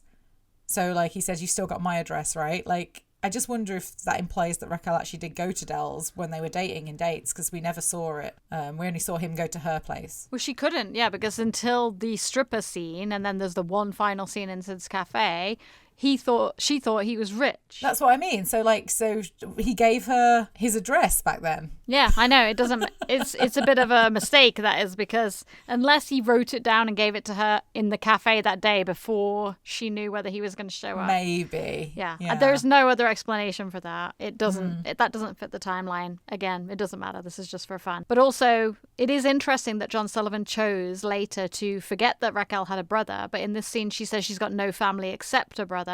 And later she only has her parents, no brother, but they do keep Milton Keynes as the place where the family is from. In Heroes and Villains, Raquel goes down to Milton Keynes to see her parents. So it's weird that they kept Milton Keynes, but they changed the family sitch. Yeah, true. But it doesn't matter. But yeah, that was all I had anyway for that scene. Okay, so yeah, the next scene is quite short and it's just back outside the Villa Bella and they're coming home. And as I said, we start by seeing Del coming down the street singing. The most beautiful sound I ever heard. Keep your noise down. Raquel. This reminds me of Del singing in the street when Raquel comes home in Total Extraction. One voice. That's exactly what I wrote. I said this is to establish that Del sings when he's happy about Raquel, ready to prepare us for one voice singing in the darkness. Yeah, so Rodney's trying to get him to shut up, but he's really excited and happy. They try to enter the Villa Bella, but it's locked. So it turns out that it's 20 to 2 in the morning. And Del wants to ring the bell, but Rodney is afraid of Mrs. Creswell, and so would I be, I wrote. Yeah. Even if she wasn't a scary person, I'd be afraid to do this, like wake up everybody at this time in the guest house. Yeah. You get Mrs. Creswell out of her coffin. So Del thinks it will be fine, but he does have second thoughts, and he runs down and hides behind the wall with Rodney. They try to think of a different plan. And I think they both pop up in the wings of the bird statue. Sorry, I think that's really funny, I wrote. That's a really good framing. Yeah. I agree. And they always, like, this bit reminds me of Ashes to Ashes. For some reason, just the way, because there was a lot of scenes in that where they were just, like, contrasted or popping up or, like, starting the scene with the shadows and stuff. I remember Ashes to Ashes when I see this moment for some reason. I know Ashes to Ashes is one of your favourite episodes. So. I love Ashes to Ashes, yeah. So they decide that they're going to try and wake Albert up, but calling out his name doesn't work. It's a shame his hearing's not as good as the singer at the Mardi Gras. Yeah, I know. But then Rodney suggests, and it is Rodney, suggests... Throw something up at the window. Yeah.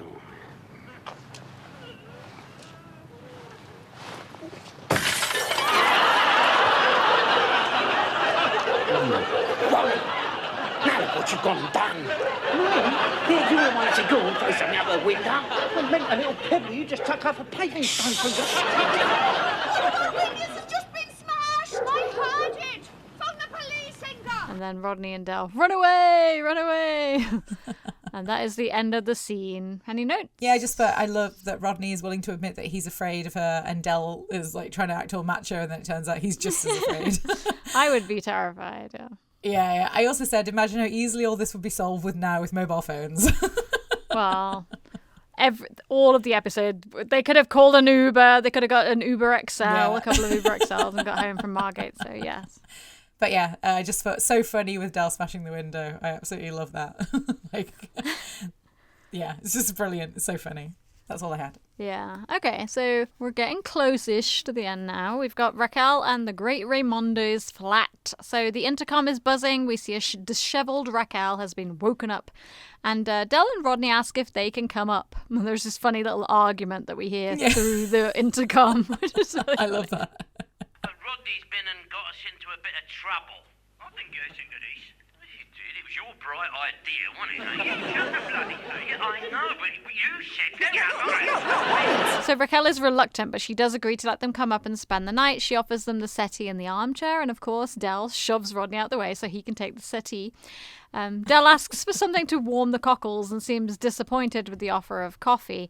I'm assuming he wanted like a scotch here, but that's what I put. I said I assume he wanted liquor, but then like, why would you make someone a coffee I at 2 know. a.m.? That's what I wrote. I would put lol, coffee at 2 a.m. Unless they were recording a podcast like I am. I've had a coffee at like 12 a.m. Yeah, but they're not recording a podcast. I know, I'm just saying, that's the only reason I can think to have a coffee at this time of night. Well, yeah. I mean, I've been known to drink. I still don't drink coffee at night if I need to stay up. I drink like energy drinks. Not that you would want like a Red Bull either, but no. I think she's making them something warm. I would have made a herbal tea, maybe. Although Del wouldn't have wanted that either. I think he wanted a scotch or an alcohol. Yeah, he wanted liquor. Yeah. One alcohol, yes.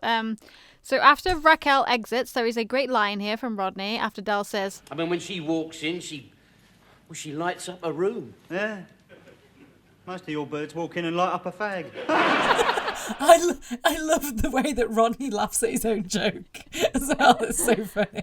Because it is a great joke that he tells. And obviously Del's reaction is so funny as well. It is really funny. Yeah, it's a great line.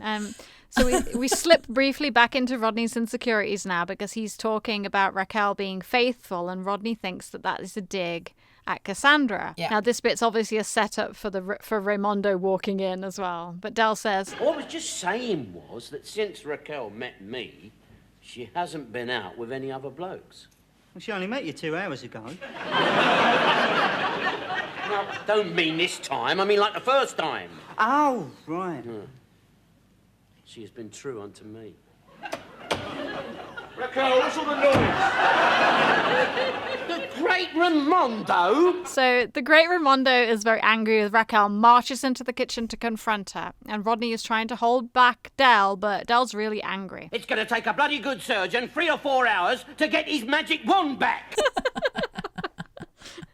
It's pretty lucky that Rodney is here, to be honest, because he manages to stop Del for now, going all guns blazing into the kitchen. At least we think he is stopping him. He gets Del to a point where he understands that he needs to be rational. So Del goes into the kitchen, seeming calm, but then we hear the action happen out of view. Excuse me, I'm terribly sorry to bother you. I just wondered if we could have a little chat, see if we could come to some sort of an understanding. Right?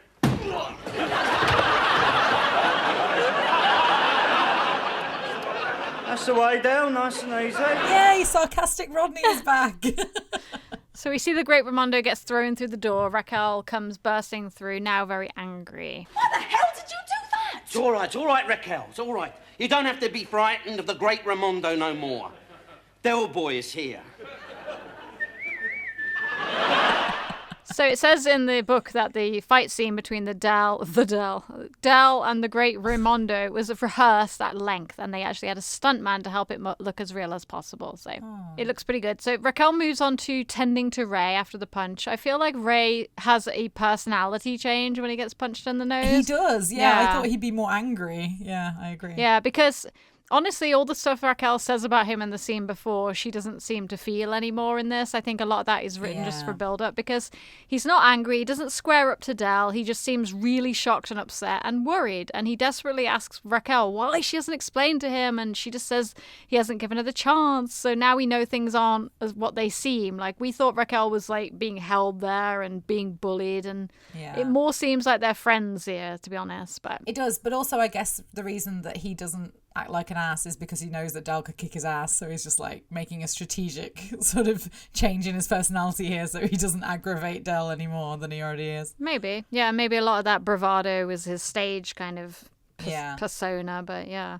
So Del comes from the bedroom with Ray's case and throws it onto the table, and it flies through the window, which is important to note because that comes full circle in the last scene. So Ray... There's your case. And there's the front door. Would you prefer to take the more direct route? I love the fact that no one checks like that it didn't hit something. Like, that's really funny. Of course, if they had, they'd have seen Boise and Mike down there, but even so. Yeah, so Ray finally gets Del to let him try and explain a little bit what's going on. So now we have the great Raimondo trying to explain to Del that there's nothing going on with him and Raquel because he's gay. And I do find it interesting the way that this is conveyed to the audience. Again, we're omitting what we want to say. We're not saying gay, we're not saying homosexual or any other words that we've heard used in the past. So it's, again, like it's being said without using the words deliberately. You see, I'm... Raquel is not my type. What do you mean she's not your type? You could do a lot worse than that. This is Ray's room. This is my bedroom. Do you see what Ray is saying? If I was the last woman on God's earth, I still wouldn't be his type.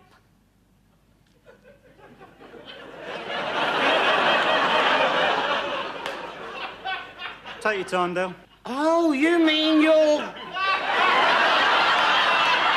Yes. So it does say a few snippets in the script here. It says that Raquel knows how hard it is for Ray to be open with strangers.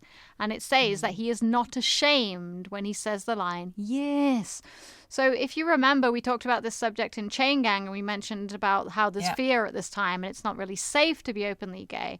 So I think this scene reflects that pretty well. Again, we're not saying things in a direct way. And even though there is full acceptance here, and Del is actually a lot better in this scene than he has ever been in any past scenes. He's not displaying as much of his discomfort around the subject. He's probably relieved to hear he's gay, though, in this situation because he knows that he can't be sleeping with Raquel. So that's probably another reason he's happier about it. But he seems to be treating him with great respect and not... after he finds out, he's not like being like, oh, all right, like, and making fun of him or looking down on him. He's actually respectful. And it's still understood that, that Ray, honestly, because Ray says, it's not something you would drop into an introduction. Like, nowadays, there is no, reason why you wouldn't drop it into an introduction. I feel like you'd have it on your name tag in this day and age.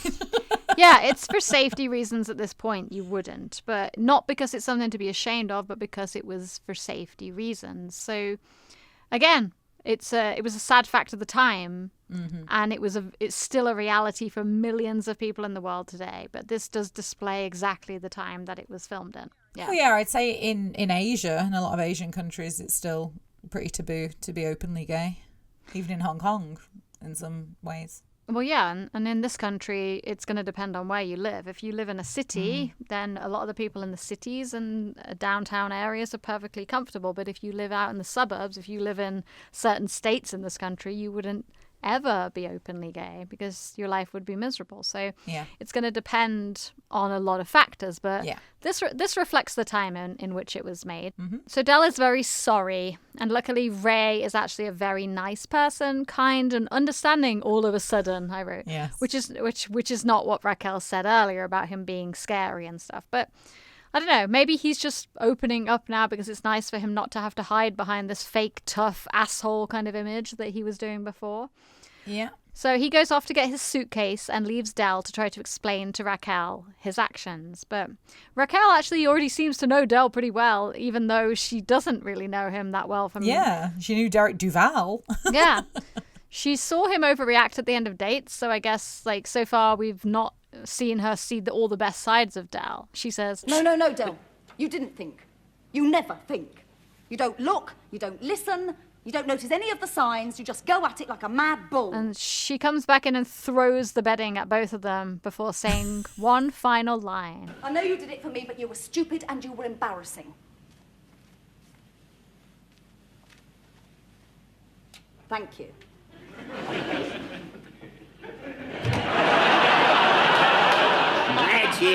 So I actually think it's really sweet the way that Del actually looks very genuinely disappointed with his behaviour after Raquel leaves for the first time. Anyway, we see something quite new here. A woman calling out Del and him actually taking it seriously and feeling guilty. Well, he's probably worried he was going to lose her. You know, he's only just got her back and he's so happy, and then he probably thinks he's blown it now. That's what I think is different because, you know, this is real genuine feelings. And I know he's had genuine feelings before, but I feel like a lot of the time they wouldn't have been important enough for him to consider changing his behaviour. Yeah. Whereas here, he's thinking, yeah, I am a bit like a mad bull. I went crazy. I did this and I shouldn't have. So when he actually goes ahead and gets the kiss and the thank you from Raquel, though, Rodney looks completely bewildered that Raquel has actually forgiven him and said thank you at the end of the scene, which is quite crazy. Well, I think that's when he decides he's going to punch Stephen because of this reaction that Del got. He definitely logs it in his head as, oh, well, he got away with it, doesn't he? So yeah. So Rodney mentions Del's diaries being published one day, which is funny because you actually can buy books now. There's a book called He Who Dares, which is an autobiography written from Del's character's perspective. I have not read it, though. I've read a lot of the books, but I don't have that one. Any notes on that scene, dude? So first of all, I want to say Del is right. Rodney is a touchy little git, and he gets touchier and touchier as Series 7 goes on as well. He's especially touchy when it comes to things about Cassandra and his relationship. I'm just trying to figure out, it would be roughly around 2.5 years since Dates, right, at this point. I think Dates was supposed to be right before Rodney met Cassandra, and yeah, I don't know how long they were supposed to be dating before they got married. So yeah, let's say they were dating for between 6 months to a year. I don't think they were dating that long, though. Oh, okay, so probably like 1.5 years since Raquel left. Right, okay. Oh, it's not very long then. I'm surprised here that Del listens to Rodney's advice when he's like, sit down. And Del actually like follows his orders. I'm quite surprised because I wouldn't expect Del to do that, especially not when he's all riled up like he is. But he doesn't fully, though, does he? He does sit down, but then he goes and punches him anyway. So he does. Yeah. But I mean, just even that sitting down part, I'm surprised he did that. I think it's really interesting that they're both so baffled and they're like, there must be an explanation. A simple explanation is that they're roommates. Now, I'm guessing that this wasn't a common thing in the late 80s for people to be roommates, or like a man and a woman to be roommates, but you can clearly see by looking at the doors in the flat that there are 2 bedrooms. Yeah, but I don't know if Del would know that, and he also knew that Raimondo was a bully, so knowing he was there. Yeah, so I'm not expecting Del to be the one here that would notice this, but I'd have thought Rodney would have suggested this because Rodney's quite rational and obviously he doesn't have any sort of emotions invested in this, and he was trying to calm Del down. So, like, that's the first thing I would have thought is, oh, they're roommates because Raquel hates him. No, to me, the first thing I would have thought is, what if there was something going on, Raquel wouldn't have let them come up? Yeah, that too. I love the line when Rodney says, what happens if you don't like the answers? Well, that's life, isn't it, eh? I love David Jason's facial expressions. Yeah. It's just brilliant. And I love that Rodney isn't shocked at all by Del punching Raimondo. No, he doesn't react. Like, yep, that's it. That's the way. Yeah, there's like nothing. He's like, yep. It's almost like he knew that was going to happen. And I actually thought that Raimondo would have been an even match for Del physically. He's much bigger than Del, so I would have thought he would have fought back again if he was keeping that same character that he's supposed to have, according to Raquel. I love David Jason's face when Rodney says, take your time, Del. And he sort of looks at the camera and sort of looks really put out. He's sort of like he's trying to figure out a really complicated math quiz. I really love that. Yeah, I just don't understand why Raquel didn't tell Del that she was living with Raimondo, like when they were at the club, and said like, oh yeah, it's a horrible situation, I don't like the guy and I have to live with him because we have no money. Like that seems to be a natural thing that would have come out in that conversation, but I guess for this to happen it couldn't have. And I said, wouldn't Raimondo have bumped into Mike and Boise when he went down to get his suitcase? Because presumably when they got hit they wouldn't have just gone straight away. They'd have been like, where did that come from, and tried to like find out how it came out. So, and he went down almost straight away after. Ray didn't come back up though, so you don't know. He may have run into Well, that's them. true. But then I guess he would have tried to explain it to them as well. Or he would have got the blame for the suitcase hitting them. And I love that there's only one blanket for Rodney and one pillow for Del. Like that she doesn't have more than one pillow and one blanket to give to them. So, but yeah, that's all I had for that scene. Great scene. Okay, so another very short little scene here. This is the coach drop-off. So we cut from this scene to the end of the journey back to London in the Jolly Boys replacement coach. Yeah, I think this is just here just to show that the Jolly Boys are back, really. Again, we said earlier Rodney holding up the coach one last time. Yeah. Rodney gets off the coach and we hear everybody say goodbye, and then we just hear... See you, Dave. We had to have a Dave joke in there somewhere. Yeah, so Del taps on the window and he comes out just to talk to Rodney. I don't know why they couldn't talk on the way back. So he's basically giving him the whole pep talk before he goes in to talk to Cassandra. And he basically just tells him not to let Cassandra walk all over him, not make any rules, and put his foot down. And Rodney seems a little shifty and uncomfortable with this, but he's saying, yeah, like he's agreeing with him. So, And I think Del looks pretty concerned here, the way that he looks at Rodney, and he's just like, just got to sort it out. Like, I think... Yeah, that advice is not bad advice. The rest of it's pretty bad advice. But the you've just got to sort it out line is fair. Again, the way that Rodney chooses to sort it out is the bad part. But if Rodney just sat down with Cassandra and said, oh, this is bothering me, then that would have been fine. Yeah, and it's interesting because in the beginning of the episode, if we go all the way back to, like 35 hours ago when we started recording this. Hang on a minute. This is nearly 6 hours we've been recording this now, just for everyone to know. This is part 1 and part 2 we do in one go. And this is nearly 6 hours. It's 5 hours and 40 minutes of recording thus far. Yeah, so back then when Del was with Stephen, Del loved Stephen, and he didn't, even though I know he knows Rodney doesn't like Stephen, he still was sucking up to him, inviting him on the Beano. Yeah. At one point, I think in the whole episode, I think it's when Rodney's in the hotel room and he goes, if that's Stephen's been around my flat, I'll kill him.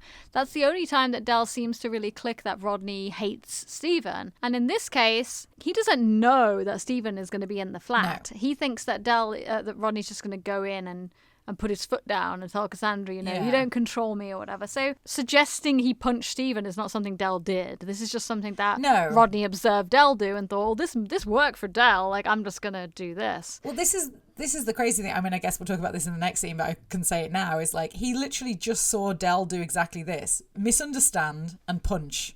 The misunderstand, how did he not think that this would end badly? And plus, Raquel and Cassandra are completely different people, and the situation is completely different.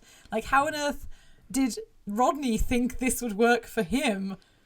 Like, it's crazy to me that he made that conclusion. I guess it's just because he really wanted to punch Stephen when he saw him in the flat. That's the thing, yeah. So, he justified it with that, and he never thinks, just like Del. And I think it goes to show at the end of this episode that Rodney, again, has logical thoughts, but at the end of the day, his main mentor is Del, and he sees all of Del get away with all this stuff. So, but again, he did not go in the flat ready to punch Stephen because he didn't know Stephen was going to be there. So he seems pretty depressed, honestly, when he shuffles back off to go inside. So that's the end of the Jolly Boys outing, and then the Rodney and Cassandra's flat scene here. We hear Rodney coming in and he's calling out Cassandra's name. Now, this is where the painting is sitting on the sofa. That was supposed to be the anniversary gift. So, yeah, it says in the script, the painting is on the sofa waiting to be returned to the cupboard. That's what it says in the script. So the script also says that Cassandra should be surprised to see Rodney, and there should be some evidence that she's not fully dressed or ready. Yes, that was very misleading. I can see why Rodney got the wrong idea. Yeah, but the thing is, the choice was to have her come from the bedroom tying the bottom of her shirt, so it makes it look like she put that on quickly, I guess. Yeah. But Stephen doesn't come from the room. No. Rodney's obviously missing that little detail. So again, the same choice again. Huge distance between them. No physical contact, no kiss hello. They are on opposite sides of the room. She sits down far away from him. She doesn't make any effort to approach.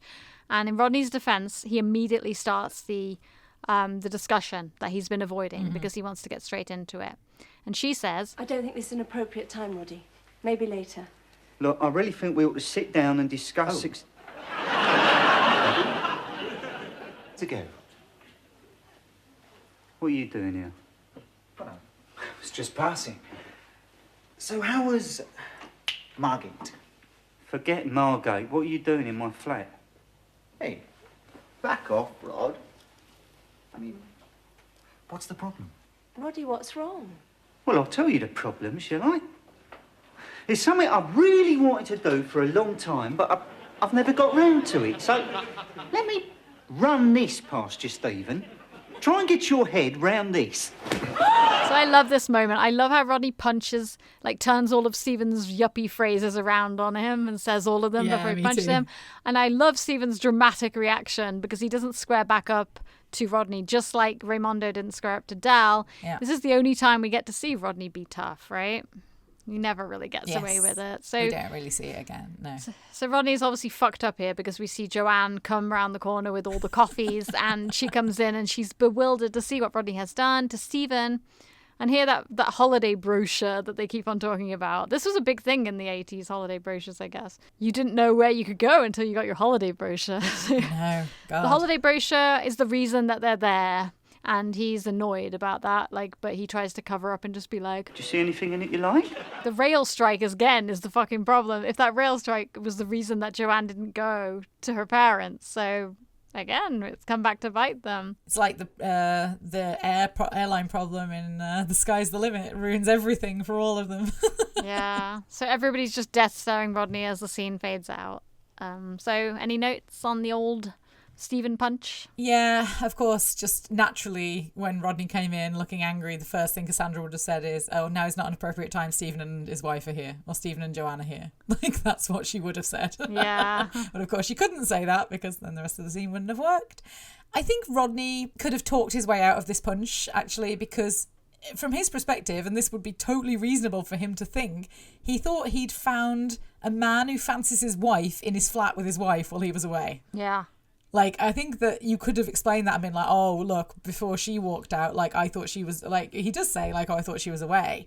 But you could have explained away that punch and been like, oh, shit, I thought you two were here, together. It still wouldn't have made him look good, but it would have been more of an explanation than he seems to give, which is just he's just asserting himself and he punched Stephen just to assert himself, I think... Yeah, I think a lot of men in this situation without the explanation and looking at what was in front of them, the wife coming out of the bedroom and the guy walking out of the kitchen, presumably thinking they just had sex. A lot of guys would probably jump to the wrong conclusion here. Yeah, but he doesn't have any trust in Cassandra at all, does he? Let's face it. No, that's the bad part, yeah. And that's why they probably still wouldn't have made up. But even so, at least Rodney would have had more justification for the punch of Stephen than he just doesn't like Stephen. Yeah, exactly. Anyway, that's all I had. Okay, so now we really are on the final scene. This is the one and only scene in the whole episode in the Nelson Mandela flat. So it's kind of nice that at least we do bring the episode back home at the very end. So you don't really notice that you haven't had any scenes in the flat. So another reason why I think this episode is so great. So the scene begins with a classic shot of Del just in front of his cigar jar and he is on the phone to Raquel. That's pretty much the whole gist of this scene. Raquel is not in the shot, but she's asking questions and she's asked Del about Rodney and Cassandra. And there's definitely some audience laughter when Del ironically tells her that Rodney knows how to handle situations and he wishes he was more like him and all. So I do particularly like the expression on David Jason's face when he says this line, because I actually think he genuinely does have respect for Rodney's logical mindset. Yeah, and he is very different. I don't think he even thinks that Rodney would ever do something like that, even though we know that he already has, and that's probably why the audience laughs so much here. Then we have the final full circling of all the repercussions of all the things that Del did the night before. Oh, didn't you hear? He got a whack on the head. I don't know. The strangest thing, he was lying in bed last night. When all of a sudden a rock came flying through the window. And it caught him a glancing blow on the head. Don't know, it's a mystery. No mystery to me. Bloody Gobbo's done it. They should be locked up. That's right, Unc. That is absolutely right, yeah. Tell her what happened to Boyce and Mike when they was walking home from a nightclub. Yeah. What was that? Someone chucked a suitcase through a window. Caught Mike right on the shoulder. Fortunately, Boyce's head broke its fall. It's a terrible old world, isn't it, eh, sweetheart? I can't believe how brazen Del is to just stand there and doesn't pretend that he doesn't know any of this was his fault, but classic Del. I was going to say, I'd love to know what Raquel said on the other end of the phone when she heard that, because she obviously knew that it was Del. She'd have been like, oh my God, like Del. Well, that's the thing. Yeah, terrible, oh, well. She must have known. She must have been able to hear Albert, and she must have known that suitcase, but whatever, it doesn't matter. And when I was a little kid, I thought that Albert said Boise's head broke in 4. So I thought that Boise was dead. But remember, I was a little kid, so. Yes. So I'm guessing that everybody must have been asleep all the way home on the coach because Del didn't know anything about this. Yeah, so true. So that's a little note that I put in there. So Albert goes off to go back in the kitchen, and Del is given a chance to talk alone to Raquel, and he's very sincere here, where he confirms that she has forgiven him, and then arranges that he's going to come down to Margate next weekend to see her. So here we know the romance has truly begun. Yes. And then Albert comes back in to eat his breakfast, and Del has stolen his tea. So funny, because he slaps him away when he tries to take it back, just like the donuts again. Oi, what's your game? You want a cup of tea? Go and make one, you lazy old sod. Go on. So, final shot. Rodney comes in with all of his bags slung over him, looking pretty pissed off. Del doesn't even click right away. He just says, and he's eating Albert's breakfast as well at this point. Yeah. And that's it. Not really, because I've still got some notes on. Well, not really. Not really. I've got some notes on the closing credits, but what notes do you have on this scene? I put another expositional phone conversation. It seems to be a thing that John Sullivan's kind of experimenting with at this point, because we've got Rodney in Sickness and Wealth, and Del at the end of Little Problems talking to Albert. So we have a few of these. I guess it's easier than just having the two actors there and just having one of them on the phone, like saying everything that needs to be said. I love the way the suitcase and the rock are tied together, like they're both Del's fault. That's brilliant. Del actually says he's driving his car to test drive it because there's a new radio in his car, right? So Del is still planning on using those radios after what happened to the coach. He's insane. Yeah, I just love the ending that Del doesn't seem to have any concern when Rodney comes in with all his bags. He's just like, you're right, everything good, sort it out. Like, obviously he didn't, because he's been chucked out. You can see that just by looking at him. So yeah. But yes, very funny at the same time. Well, I thought that he's putting in a new radio because the other one was dangerous. So I didn't think he was putting in one of those. Oh, I thought he was putting in like another one of those and test driving it to see that it didn't set fire to his car. And it's actually a really good point, because you've got 3 episodes in a row here with the same structural ending. You've got Sickness and Wealth. Rodney comes in at the very end and tells Del he's engaged. You've got Little Problems. Yeah. Del's alone and Rodney comes in thinking he still lives there. Yeah. And then you've got this where Del's there with Albert and Rodney comes in because he's been kicked out. So yeah.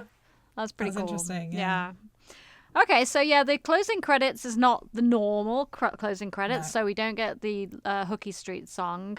And this, I feel, obviously is Chaz and Dave, so that this is the Margate song that was originally released in 1982, but it was re-recorded to add some voice additions by David Jason and Nick Lyndhurst. Behave yourself, Uncle Albert, or you won't be going. I suggest that you watch the video because of the, like I said, there's quite a few hints to the way. I actually feel like I might have watched this a long time ago. I feel like I've seen it, but not recently. Yeah, I don't think I'd ever watched it before. So yeah, it's pretty cool. And then it's important to note here that, back before Series 1 was written, John Sullivan had wanted Chaz and Dave to sing the theme tune. Yes. That was his original idea for a theme tune, if you remember. It was a honky-tonk Chaz and Dave London sound. So I guess in a way, getting him to use this song for the closing credits for his episode actually is like seeing his dream in a way. So I thought that was pretty cool. And the closing credits is, sequences from the episode, which is pretty cool.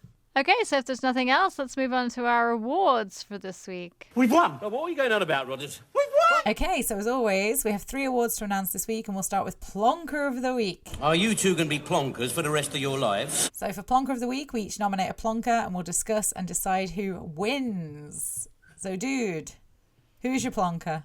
I would have to say, all things considered, the biggest plonker in this episode could be either Del or Rodney, but I feel like we've given it to Del so many times. I'm going to nominate Rodney this week. Oh, I didn't nominate Rodney. I nominated Stephen.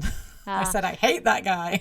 He's just a general plonker, but I think like for the whole story, Rodney does some really dumb stuff in this episode more than Del, I think. Del and the radios obviously is the biggest, dumbest thing. It's Rodney's behavior in this episode. I don't know. I feel like Steven's winding Rodney up all the way through this episode, and I know he's not in it much, but like he's such a douche. Like, and yeah, the way that he treats Del, the way he speaks to everybody in the dinner scene, like he's just an absolute plonker through and through. But is he like intentionally a douche, or is he just being himself and doesn't realize? I think he's intentionally, right? Because he's intentionally rude to Del. Yeah, but I think he's just being his yuppie personality. I'm not sure. I mean, I don't think he's a nice guy or anything. Yeah, I just, because it's the only episode he's in and I hate him, so I want to give the plonker to him. That's why I said. Sure, you can give him the plonker. It's fine. Steven is plonker of the week. Was it me? Okay, and Jenny has decided the best line of the episode. I know you haven't. I never do. Yeah, honestly, dude, I didn't actually write too many, but I have a couple of nominations that I can see just going through my notes. I like the, so we've got most of your birds come in and light up a fag. Egg. That's Yeah, a great that's line. It's really difficult because the episode's too long and there's too many good things in it. It's so hard for me. I don't know. I write the whole episode breakdown and then my mind just goes blank when I have to think of the best line. I don't know why I created this award. Well, I think we might have to give it to During the War because it is the first time that it's said in this episode, just to highlight that. But then I do, there's a few others. So I love chuck him on the back seat. Yeah. He's the driver. Oh, yeah. It's a really great line. How about everything he touches goes wrong? Yeah. Yeah, exactly. It's a big is a great line. I mean, again, everyone remembers it really well. And, I love, of course, I fought for free speech. Shut up. Yeah. And there's always, I booked into a motel. They don't know. No, I ain't got a car. Yeah, exactly. The Coachbusters line. Yeah, the Coachbusters. That's true. So many great lines. I mean, you get to decide because it's your award. So out of all those, what do you think? That actually might be my favourite line. Oh, look, it's the Coachbusters. The Coachbusters. Yeah, it's very clever. And it does sum up the episode quite nicely. Yeah.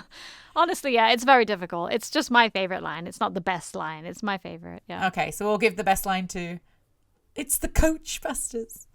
All right, and then the best moment, obviously, without a doubt, the montage is amazing.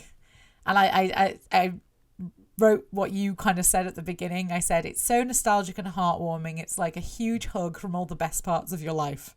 Yeah, and it is, you can watch it over and over for the rest of your life. You're never going to get sick of it. And I feel like I can play it in my mind, but I still want to watch it. Yeah, it's wonderful. And the song is perfect. And yeah. Every time I'm listening to my iPod, that's right, I still have an iPod. Every time I'm listening to that and it comes on, I'm like, oh, it's just, it's lovely. It's such a great song and such a great reminder of happy times. So if there's nothing else, drink up, we're leaving. Oh, God. Okay, so. That is 6 hours of recording, everybody. So that about wraps it up for this week. Join us next week for the Series 6 wrap episode. And until then... Behave yourself, Uncle Albert. Or you won't be going. Well, I've been working on... Au revoir, listeners. If you like what you hear and want to contact us, you can email us at longlivehookystreetpodcast@gmail.com. All one word, no spaces. Please like the video and subscribe. You can also find us on Spotify, Apple Podcasts, Pocket Casts, iHeart, Instagram, Facebook, and please use the link in the description for our Buy Me a Coffee. Bonjour.